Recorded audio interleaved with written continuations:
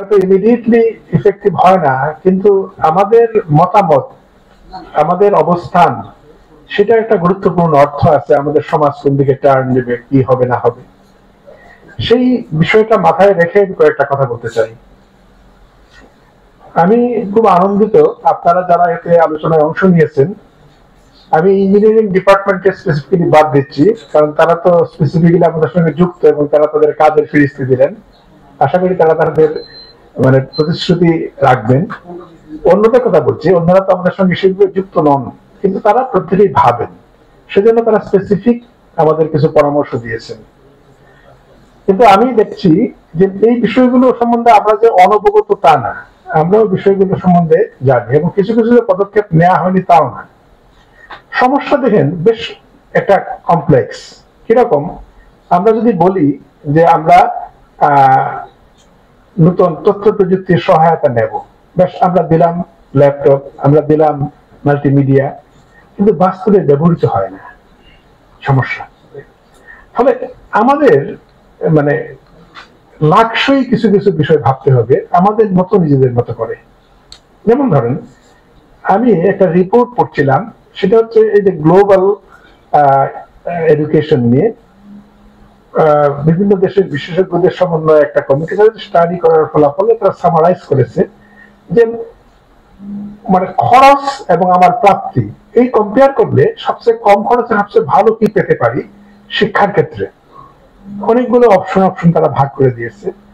ওই পার্টিকুলার প্রসঙ্গে তারা যেটা বলেছে, একটা ভালো বুদ্ধি হচ্ছে যে আমাদের বরং একটা টেলিভিশন সেট থাকতে পারে কিংবা ভিউ বক্স, যেটার মাধ্যমে বিভিন্ন পারপাসে ব্যবহার করতে পারি। আমার এত দামি প্যানেল দরকার নাই, আমি আমার খরচ এবং প্রাপ্তির বিষয় হিসাব করছি।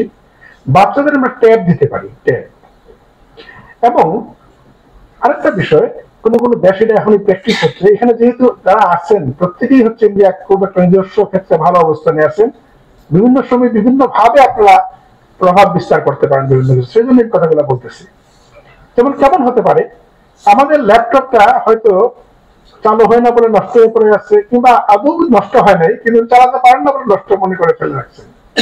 যদি এমন না হয়, এমন হয় যে আমরা কোনো কোম্পানির সঙ্গে কন্ট্রাক্ট করলাম, তারা 3 বছর আমাদের এতগুলো ট্যাব আমাদের তারা সাপ্লাই দেবে, আমরা কিনবো না তাদের কাছ থেকে, চার্জ দেবে তারা। এটা ম্যানেজমেন্টের দায়িত্ব তাদের পুরোপুরি। এবং যখন দেয়া হলো ট্যাবটা, তখন তার বেসলাইনটা কি, এবং তারপরে যখন 3 বছর পরে এটা কতটুকু ব্যবহৃত হয়েছে, এটা একটা ডেটা আমরা পেয়ে যাচ্ছি, আদৌ ব্যবহৃত হয়েছে বা হয়নি। এবং এটা নষ্ট হলে পরে থাকবে না, কারণ তারা তো অনবরতই সার্ভিস দেবে। এখন আমরা কিন্তু ওই প্রসঙ্গে চলে যেতে পারি, না কিনে জিনিসগুলো। এবং কোনো কোনো দেশে এমন করছে, খুব ভালো ভালো ফল পাচ্ছে তারা, আমরা এগুলো চালু করতে পারি। ফলে এমন এখন প্রসঙ্গ হচ্ছে, বিভিন্ন প্রসঙ্গের কথাগুলো বলি। যেমন একটা বিষয় হচ্ছে যে আমাদের স্কুলের শিক্ষক সংখ্যা কম। দেখেন, এখানে একটা শুভঙ্করের ফাঁকি আছে। আমাদের টোটাল টিচার যদি আমরা হিসাব করি এবং টোটাল স্টুডেন্ট, তাহলে এখন এটা ভাগ করলে পরে আমরা কিন্তু একটা খুব ভালো অবস্থানে আছি। কিরকম? ইন্টারন্যাশনাল স্ট্যান্ডার্ড 30:1, কিন্তু আমাদের 29:1। কিন্তু শুভঙ্করের ফাঁকিটা কোন জায়গাতে? কোন স্কুলে 1 জন, কোন স্কুলে 12 জন। কেন? আমরা সবাই শহরে থাকতে চাই এবং সেখানে তদবির। ফলে যারা শিক্ষার ক্ষেত্রে কর্মকর্তা হিসেবে কাজ করেন, তাদের একটা গুরুত্বপূর্ণ কাজই হচ্ছে তদবির গুলা মিট আপ করা, মূল কাজ থেকে। এই যে প্রসঙ্গটা দেখেন, এটা একটা জাতীয় সমস্যা। তারপরে প্রসঙ্গটা আসছে যে অঞ্চল ভেদে ভিন্ন হওয়া দরকার। হাওড় অঞ্চলের জন্য একরকম হবে। আমি হাওড়ে পড়াশোনা করেছি।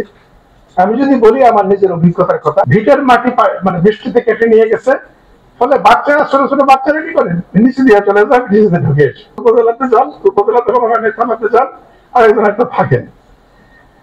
হ্যাঁ, আমি থাকতাম পাশের বাড়িতেই আসছে। ওইখানে যখন শুকনোর সময় আসে, তো হাওড় অঞ্চল শুকনোর সময় আসে, তখন বাচ্চাদের খুঁজে পাওয়া যাবে না, কারণ তারা তো ক্ষেতের কাজে গরু রাখতে গেছে। সেই জন্য সিলেট শহরের স্কুল কেমনে চলবে আর হাওড়ের স্কুল কেমনে চলবে, এটা কিন্তু আসলে একভাবে হয় না। কিন্তু আমাদের মুশকিলটা হচ্ছে আমরা হচ্ছে ওভার সেন্ট্রালাইজড। যদি এমন হতো যে আসলে টোটাল প্রাথমিক শিক্ষার ব্যবস্থাপনাটা হবে জেলা জেলা ভিত্তিক, তাহলে দেখেন কত ফ্লেক্সিবল প্ল্যান নেওয়া অগ্রসর হওয়া সম্ভব ছিল, এটা হচ্ছে না। তাহলে এই যে সমস্যাগুলো শিক্ষার ক্ষেত্রে, অনেকগুলো সমস্যা কিন্তু আমাদের সামগ্রিক সামাজিক সমস্যাগুলোর এক ধরনের প্রকাশ। কেন একটা স্কুলে একজন মাস্টার থাকে, কেন গ্রামের স্কুলে মাস্টার পাওয়া যাবে না, এবং শহরের স্কুলে যেখানে হয়তো ছাত্র, যেমন ঢাকা শহরে হয়তো কোন স্কুলের ছাত্র হচ্ছে 50 জন, সেখানে অ্যাটাচ থাকবে আরো 5 জন রেগুলার স্কুলে রেগুলার ইয়ে পড়ে, এবং তাকে আমি সরাতে পারবো না। তাহলে এই যে ব্যাপারগুলো হচ্ছে, কিংবা আমি অঞ্চল ভেদে আমি আলাদা করে পরিকল্পনা নিতে পারি না, সবখানে একটি ডিজাইন করতে হবে আমাকে, ওভার সেন্ট্রালাইজেশনের ফল আমাদের এগুলো কিন্তু, যদিও মনে হচ্ছে শিক্ষা, কিন্তু একটা শিক্ষা না, এগুলা টোটাল ভাবে আমাদের সামগ্রিক সমস্যার প্রসঙ্গ। তারপরে বলা হচ্ছে যে আমাদের ভালো শিক্ষক নিয়োগ করা দরকার। খুব ভালো, একটা সময় এসএসসি পাস করালো এই শিক্ষকতা করতো, তারপর এইচএসসি, এখন তো গ্রাজুয়েশন এবং মাস্টার্স তারা আসছে। কিন্তু সামাজিক পরিবর্তন তো ঘটে। একটা পর্যায়ে ছিল যখন প্রাথমিক স্কুলের একজন শিক্ষক, সে হয়তো 8 পাস করেছে, কিন্তু উনি হচ্ছে এই অঞ্চলের একমাত্র শিক্ষিত ব্যক্তি, তার একটা আলাদা বিষয় মর্যাদা। কিন্তু এখন যারা মাস্টার্স হয়ে ঢুকতেছেন প্রাথমিক স্কুলে, তার কিন্তু সামাজিক মর্যাদা এই পর্যায়ে নেই। ফলে এইটা সমস্যা রয়ে গেছে প্রসঙ্গ। এখন আপনি যদি তাদের দাবি চিন্তা করেন, তারা যদি দাবি করে এসে, এবং দাবিটা খুব জোরদার, প্রাথমিক শিক্ষকদের যে আমরা সহকারী শিক্ষক, আমাদের বেতন গ্রেড 10 করা হোক। আমাদের দেশের সামগ্রিক বিষয় বিবেচনা করলে, অন্য চাকরির দিকে বিবেচনা করলে, একজন মাস্টার্স সে যখন চাকরিতে ঢুকলো, সেইটা দাবি করাটা আমি অযৌক্তিক মনে করি না। কিন্তু আমাদের জনবল কত, যদি আমি এই গ্রেড দিতে চাই, কত বাজেট লাগবে, সরকার কি সেই বাজেট দিতে প্রস্তুত? এইটা হচ্ছে একটা প্রসঙ্গ। সুতরাং তারা নিঃসন্দেহে হতাশায় ভুগবে ওই কম্পারিজনে, যে আমার ক্লাসমেট এইটা পরে সে কোথায় যাচ্ছে আর আমি কি করছি।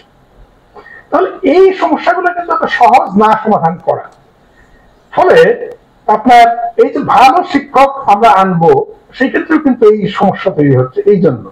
ফলে দেখা যাচ্ছে যে যারা ভালো স্টুডেন্ট, হয়তো দেখা গেল আপনার শিক্ষাক্ষেত্রে এসে সেখানে অ্যাডজাস্ট করতে পারছে না, ফলে সে ভালো সার্ভিস দিতে পারছে না, বিষয়গুলো হচ্ছে। আবার উল্টো দিকে আমি বলি, যেমন ধরেন আমাদের কিন্ডারগার্টেন গুলোতে অনেক সময় দেখা যায় তুলনামূলকভাবে ভালো করে তারা, ছাত্ররা পরীক্ষায় ভালো করছে, তাদের টিচাররা কিন্তু আমাদের প্রাইমারি শিক্ষকদের থেকে বেশি যোগ্য তা না, এবং তারা যে বেশি বেতন পাচ্ছে তাও না, কম বেতন পাচ্ছে, এবং চাকরির কোনো নিশ্চয়তা নেই। তাহলে কেন সেখানে হচ্ছে? তদারকি হচ্ছে। কিন্তু আমাদের এখানে তো এই তদারকির সমস্যা রয়ে গেছে। এখানে জনবলের ঘাটতির প্রসঙ্গে একটা আসছে, এটা একটা দিক, কিন্তু এটাই সবকিছু না। যদি আমি শিক্ষকদের ক্ষেত্রে অবহেলার প্রসঙ্গ বলি, এই তদারকির ক্ষেত্রে এই সমস্যাটা রয়ে গেছে।